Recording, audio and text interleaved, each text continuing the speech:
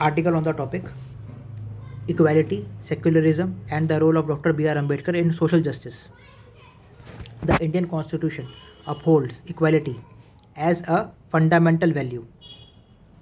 That अब जो constitution में जो है इक्वालिटी वो आर्टिकल 14 में है, ठीक है ना, as a fundamental value that unites all citizens. It guarantees equal rights and opportunities for all, ensuring that every individual, regardless of caste, religion, or economic background, can participate in the nation's progress.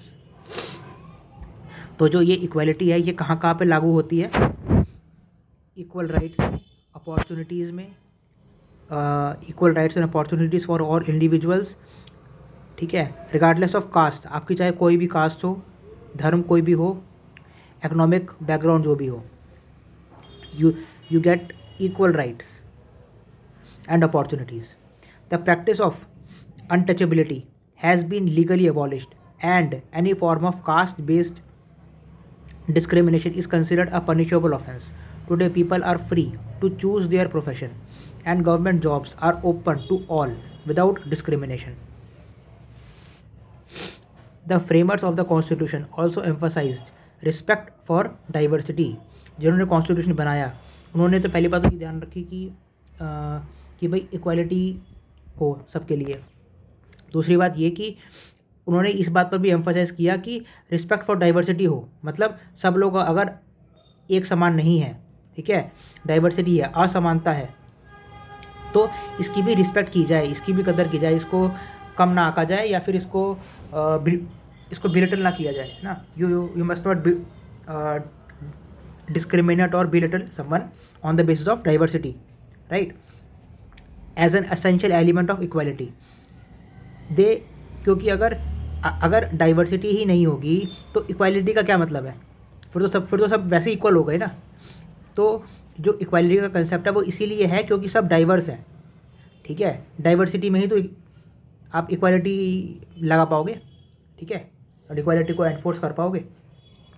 They recognize that true equality could only be achieved when people had the freedom to follow their religion, speak their language, celebrate their festivals, and express their cultural identity without fear of discrimination. मतलब बिना डरे, बिना भेदभाव के डर से आप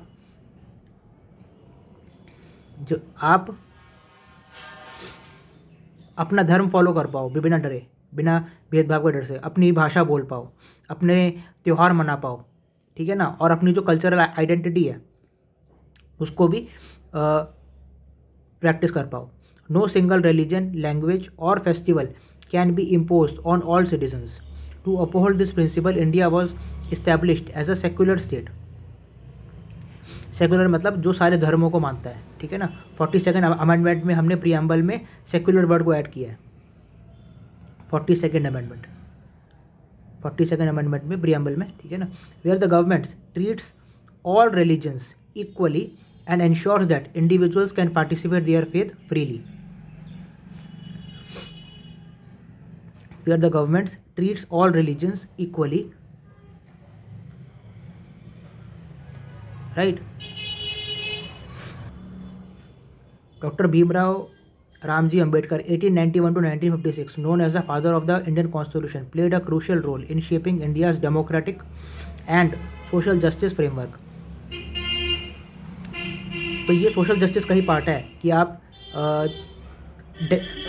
diversity के अंदर असमानताओं में सबके अंदर समानता से सबको एक दूसरे को ट्रीट करने के लिए कॉन्स्टिट्यूशन में इसको जो है जोड़ा गया.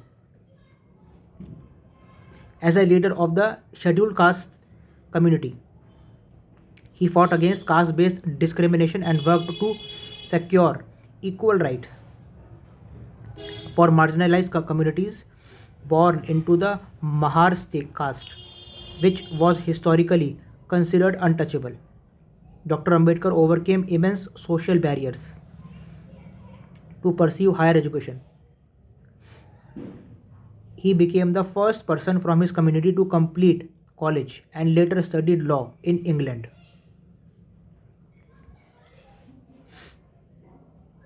तो जो अनटचेबल्स हैं या फिर जो बैकवर्ड क्लासेस हैं उनको इक्वल अपॉर्चुनिटीज़ नहीं मिलती थी, that too for education. And here we have an example of Dr. Bhimrao Ambedkar, who pursued his higher education of law from England. So you can imagine his struggles, right? Dr. Ambedkar overcame immense social barriers to pursue higher education. Higher education उन्होंने India से नहीं बल्कि England से की है. और कहाँ पर, तो एक तरफ जो अनटचेबल्स हैं या फिर लोअर कास्ट है उनको इंडिया के अंदर ही जो है प्रॉपर एजुकेशन के लिए का पीयर प्रेशर होता है, मतलब कि उन पे जो है उनको इक्वालिटी से ट्रीट नहीं करते. In his quest for social and spiritual equality. अब यहाँ पर कह रहे हैं कि उनके अंदर सिर्फ सोशल इक्वालिटी का ही नहीं बल्कि स्पिरिचुअल इक्वालिटी भी वो चाहते थे. He embraced Buddhism, believing it to be a religion that upheld the principles of justice and human dignity. तो अब यहाँ पर जैसे जो जस्टिस है मतलब इक्वल अपॉर्चुनिटीज़ मिलना, और एक है ह्यूमन डिग्निटी मतलब लोग आपको somehow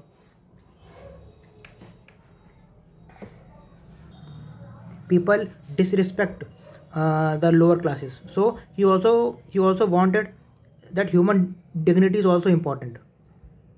His contribution to the constitution and his lifelong struggle for the empowerment of marginalized communities remain a cornerstone of India's commitment to equality and social justice.